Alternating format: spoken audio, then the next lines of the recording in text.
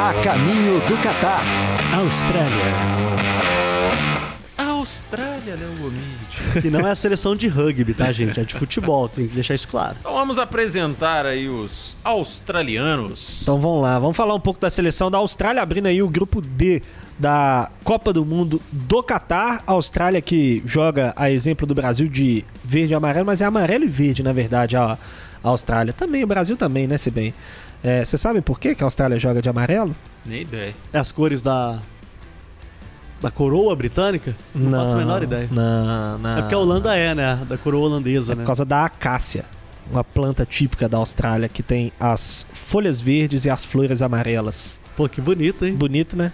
E é por isso que eles jogam aí de amarelo e verde. A seleção australiana que está indo para sua 6ª Copa do Mundo. Teve a melhor campanha em 2006, quando foi derrotada na fase oitavas de final. Foi a única vez que a Austrália passou aí da primeira fase. Está indo para a sua 5ª Copa consecutiva. A Austrália tem só 6 participações, mas está indo para a 5ª Copa consecutiva. Isso porque desde 2005 a Austrália deixou de disputar as eliminatórias pela Oceania e disputa as eliminatórias pela Ásia para que tenha chance aí de se classificar direto. Baita negócio, tá? Foi um pleito que durou anos e anos que a Austrália tentou fazer isso, porque a Oceania não tem vaga direta para a Copa, tem sempre que disputar a repescagem contra uma seleção sul-americana, e depois de muito tempo conseguiu convencer aí a FIFA e a Confederação Asiática, e por isso tem disputado as eliminatórias na Ásia e aí tem conseguido se classificar com boa frequência para a Copa do Mundo. Em 2006, na melhor campanha, quando foi vice-líder do grupo F, ela ficou atrás do Brasil, estava no grupo do Brasil em 2006, ficou atrás do Brasil, ficou à frente de Croácia e Japão, teve uma vitória, um empate e uma derrota na primeira fase, foi derrotada pela Itália por 1-0 nas oitavas de final e acabou eliminada. Esteve na Copa de 2018, mas não foi bem, foi lanterna do grupo C, que tinha ainda França, Dinamarca e Peru. Teve um empate contra a Dinamarca, perdeu para a França, perdeu para o Peru, marcou 2 gols e levou 5. Teve uma atuação bem ruim na última Copa do Mundo, a seleção australiana. Nas eliminatórias de 2022, para se classificar agora para essa Copa do Mundo, ela foi líder do grupo B na primeira fase, que na verdade é a segunda fase da eliminatória asiática, mas na primeira fase tem só aquelas seleções muito mal ranqueadas. Na segunda fase foi líder do grupo B, fez 24 pontos, uma campanha perfeita. 8 jogos e 8 vitórias, mas o grupo tinha Kuwait, Jordânia, Nepal e Taiwan. Foi para a terceira fase, ficou em terceiro no grupo B com 15 pontos, 4 vitórias, 3 empates e 3 derrotas, ficou atrás da Arábia Saudita e do Japão, que se classificaram direto para a Copa do Mundo, ficou à frente de Omã, China e Vietnã. Por isso teve que disputar aí a repescagem asiática, venceu os Emirados Árabes por 2-1 e aí depois eliminou o Peru nos pênaltis por 5-4, empate em 0-0 no tempo normal, e a Austrália acabou vencendo por 5-4 nos pênaltis com a entrada do Redmayne, o goleiro reserva, que ficou famoso aí por entrar na disputa de pênaltis dessa partida e acabou defendendo o pênalti que classificou a Austrália para essa Copa do Mundo. A Austrália que tem aí como principais feitos, né, na história do futebol, um 4º lugar nas Olimpíadas de 92 em Barcelona e um vice-campeonato da Copa das Confederações em 1997. Além disso, a Austrália, não sei se você sabe, mas é responsável pela maior goleada da história dos confrontos entre seleções. 31-0 sobre a Samoa em 2001. A Austrália que foi campeã. Samoa americana, exatamente. Foi campeã da Copa da Ásia em 2015, a seleção australiana.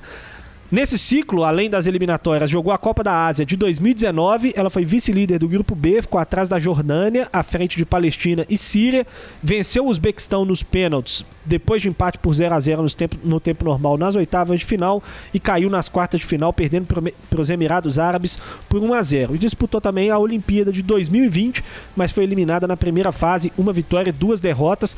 A Espanha e o Egito se classificaram no grupo da Austrália e a Argentina ficou em terceiro.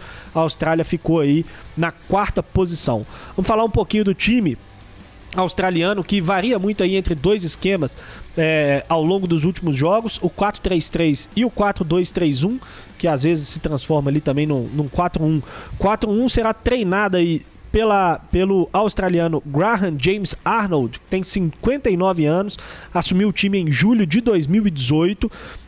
Ele assumiu aí a vaga no lugar do Bert van Marwijk, um holandês que ficou apenas 6 meses no cargo. Assumiu, fez praticamente todo o ciclo aí de 2018 a 2022 com 31 jogos, 21 vitórias, 4 empates e 6 derrotas. O Graham Arnold, que foi auxiliar da seleção na Copa do Mundo de 2006 e na Copa do Mundo de 2010, foi técnico interino entre 2006 e 2007 e agora assume aí o time. Ele é bicampeão australiano pelo Sydney e como jogador de futebol foi um atacante de pouco sucesso aí, passou pelo futebol holandês, pelo futebol belga, pelo futebol japonês, além do futebol australiano. O principal jogador do time é o goleiro, falei do Redmayne, que é o goleiro reserva, mas ele é para disputa de pênaltis, para jogar é o Matthew Ryan, goleiro de 30 anos, está no Copenhague da Dinamarca. Ele foi titular das últimas 2 Copas do Mundo, vai para sua 3ª Copa do Mundo e deve ser titular de novo.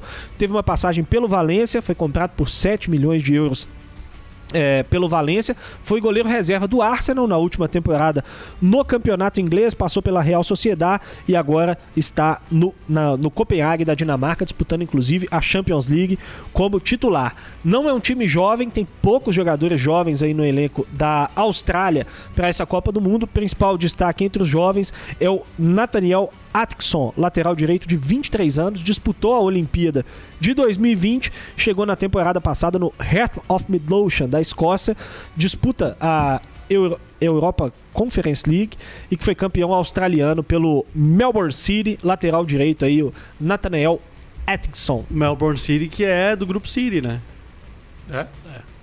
É um dos, né? É um dos 200 milhões de times que o Grupo City tem, né? Atkinson ali, o sobrenome dele é parente do Mr. Bean. Pergunta se vai passar, Lê. Atkinson, vai passar? Não. Também acho que não. Não vai. É bem fraquinho o time da Austrália. É uma seleção, por exemplo, que se você comparar com a seleção de 2006, tem uma diferença grande, né? Mas acaba que avança nas eliminatórias asiáticas porque é um time que tem, entre aspas, um padrão europeu, né? É um time que tem mais qualidades físicas, por exemplo, e sobrepõe ao futebol asiático. E é um grupo muito complicado, né? A gente vai falar da Dinamarca, a gente vai falar da França, tem a Tunísia também, que é uma seleção respeitada no continente africano, e é difícil pensar que a Austrália, por exemplo, vai fazer frente à Dinamarca, né? É muito difícil. E ao contrário das últimas Copas, não tem nenhum jogador praticamente jogando nos grandes centros da Europa, né? A Austrália de vez em quando tem ali um ou outro jogador nos grandes centros. O Tim Carroll jogou na Premier League, por exemplo, né? Dessa vez não tem nenhum jogador. Tinha o Viduka também. Que era atacante do Mark Viduka, que era jogou também muito na Europa ali, que disputou a Copa do Mundo pela Austrália. E a Austrália começa a Copa do Mundo justo contra a França, né? Então, assim, já começa, vai provavelmente começar. A grande questão, eu não estarei aqui na sexta-feira para falar da França, que é a atual campeã, né? A grande questão é que a França vai ter que jogar contra o que vem acontecendo aí com os campeões, né? Os últimos 3 campeões mundiais caíram na primeira fase, no ano seguinte, na Copa seguinte. A França iniciou esse ciclo em 2002, aí em 2006 foi a Espanha. A Espanha em 2010 ganhou e caiu na primeira fase de 2014. Itália 2006. A Itália em 2006 caiu em 2010. A Espanha caiu em 2014 e a Alemanha caiu em 2018 na primeira fase. Os campeões têm ficado na primeira fase da Copa seguinte. É mesmo, então. Esse é o grande dilema, que pode abrir uma vaga aí nesse grupo, né? Se os deuses do futebol conspirarem contra a atual campeã.